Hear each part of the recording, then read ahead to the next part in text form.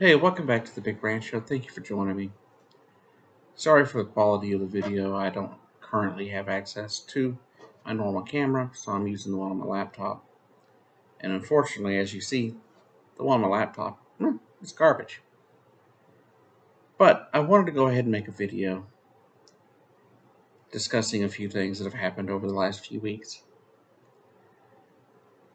Firstly, I want to talk about what's going on in Ukraine, and then we're going to discuss a little bit about trans issues. So let's get going, shall we? Now, as we know, for over a month now, Russia has been trying to invade the Ukraine. It's not going well for Russia. It's going worse for the people of Ukraine. But Russia's not having a very good run. They're not doing very well. They're getting beaten in a number of places. They're losing a bunch of ground in places. As of yesterday, the Ukrainian military had taken over a suburb that the Russians had taken control of. This has left Vladimir Putin grasping at straws, trying to find out all sorts of ways he could try to play it up to where he, doesn't look bad, to where it looks like he's doing something right, where the Ukrainians were wrong. He's trying to play it off as if the Ukrainians were the aggressors, even though he's invading their country. It doesn't make a lot of sense, does it? How much sense does it make to claim that a country with almost no military was the aggressor against a nation with a military of almost 800,000 people?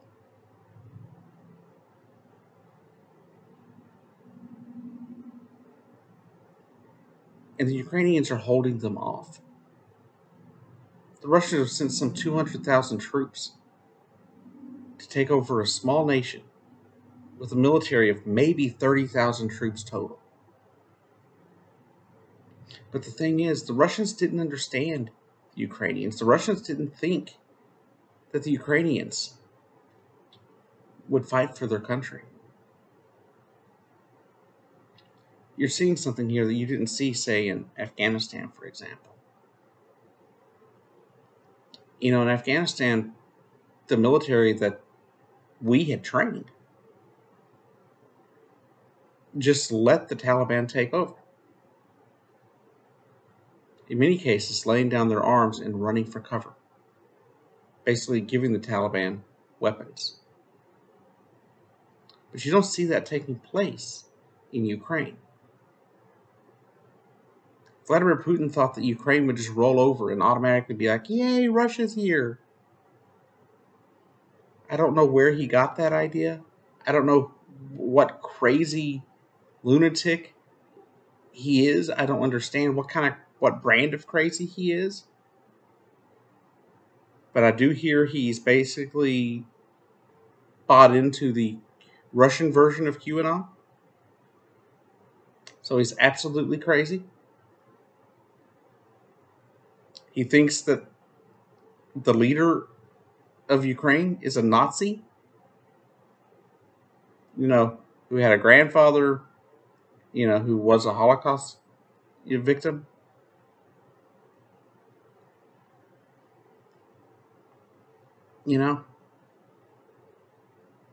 Not only is Zelensky part Jewish, he had family in the concentration camps. So what sense does it make to even be able to believe that somebody like Zelensky is a Nazi?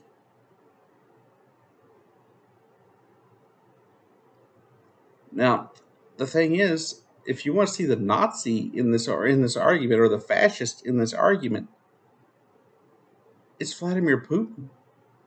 He's the one saying that he's going to silence his people, that he would even murder his people, his own people in Russia, if they don't support his war in Iraq or his war in Ukraine.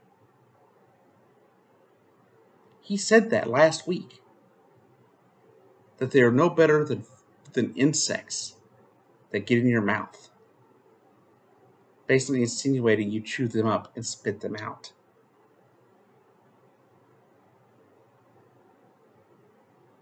Yes, there are issues in Ukraine. And there are Nazi groups in Ukraine, as there are throughout Europe, as there are throughout America.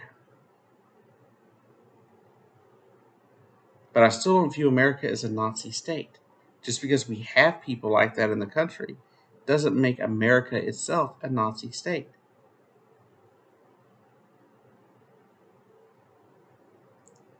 Ukraine's got a lot of problems, and they're working on them. Back in, what was it, 2014 or 2013, whatever it was, when they had their revolution, as it were. They have had democratic elections since. More than one. And Zelensky is currently the elected leader of Ukraine. Not a Nazi.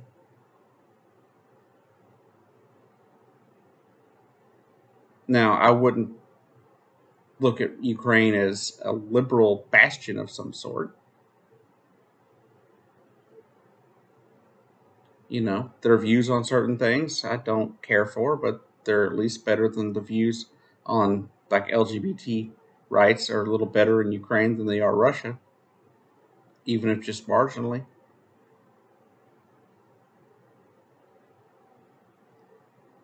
People here in the U.S., on the right, are complaining and calling him a fascist because Zelensky banned certain political groups the other day. And sure, this could seem problematic if he was just trying to silence masses or something. But the fact is, these organizations all had ties directly to Moscow, directly to Vladimir Putin. These are groups of people trying to splinter his country to make it easier for Russia to take over. These are a minority of people in the country that support Russia. Very few. Very few. And most of them come from the regions that are breakaway provinces that don't want to be part of Ukraine. The Donbass region, I think they call it, or whatever. And if Russia had invaded those areas, in the east of Ukraine, the world probably wouldn't have said anything. But Vladimir Putin decided he wanted everything and wanted all of it. And now he's threatening the use of nuclear weapons, chemical weapons, trying to set it up as if the Ukrainians are the ones using them. What purpose would the Ukrainians have to use chemical weapons on their own soil when they're already whipping your ass? Now, on to trans issues. Now, the other day, apparently there was an injunction put in place blocking the Texas law that was allowing the state to basically kidnap kids of parents who were gender affirming to their trans youth. That was an edict, basically by the governor. Legislature didn't really pass this law. The governor of Texas just said by edict, this is it. That parents of trans kids that provide affirming care are child abusers, period. There was an injunction put in place. That injunction was apparently overturned, but then another court in Texas put in place another injunction against the law, saying that parents it's unconscionable, to do this to parents. Others are making the argument from the ACLU are saying that it's a completely unconstitutional move by the governor of Texas. Now, I've watched for years as Texas got worse. I always hoped it would get better. But for LGBTQ people, especially trans youth, it's not getting better. I saw somebody the other day that said, well, we shouldn't just be like, well, that's just Texas. Because we got to worry about the LGBTQ people in Texas. And as much as I do care about them, and I wish I had a personal way to get every single trans person, especially trans youth, LGBTQ youth, or LGBT person in Texas out. I don't. And we need to find an organization. There needs to be one to help these people get out. Because they're never going to be welcome in Texas. As I said in that video earlier, Texas has become a Nazi state in and of itself. Thinking you can go door to door to kidnap people just because their kids are trans and they're getting trans, affirming care. It hurts me to see what these people are going through. It hurts me to see these kids crying.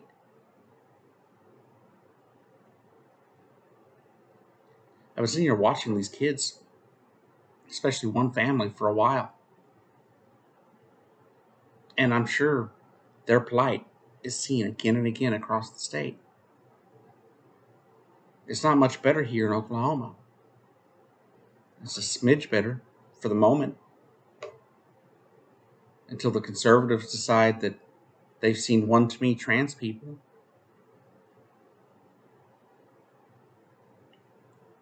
What's going on? I don't understand. Why can't we just let people be who the hell they are? Your neighbor's kid being trans doesn't affect you in the least. So I hate on them. Students in your schools being trans doesn't affect your job as a teacher. So why would you care? Kids being trans in your state doesn't do anything to diminish your job as a legislator. Hurting these children because you don't understand is bullshit. Just because you don't understand science and that you don't understand trans people, that you don't understand why they don't identify the way you do, that's just disgusting. There's a lot of things that people do that I don't understand. For example, I don't understand getting drunk off my ass. I don't understand that. I don't understand the concept.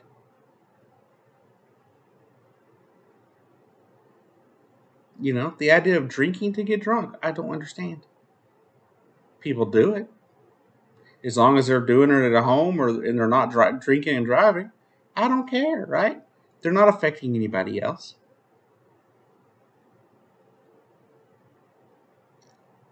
I don't understand drinking beer. People do it every day. Do I tell people they can't drink beer? No. One of my best friends loves beer. I think it's disgusting. Would I knock a beer out of his hand and say, no, you can't have a beer? No, that'd be wrong. I have a friend of mine that likes Pepsi. I can't stand it. I think it's absolutely disgusting. Would I tell him he can't have it? No. I know people that are straight. I know people that are gay. I know people that are, trans. I know people that aren't.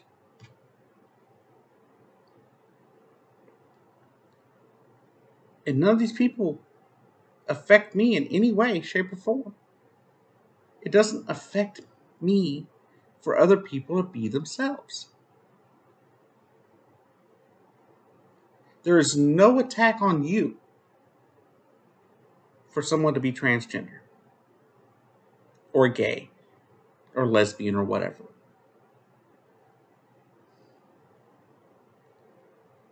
It does nothing to hurt you at all.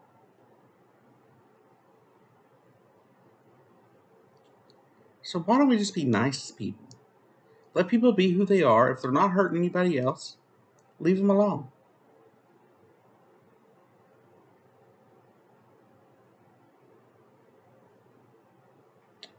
Anyways, thanks for putting up with this terrible quality. The next time I make a video, maybe tomorrow if I make one, hopefully I'll be back on my other computer.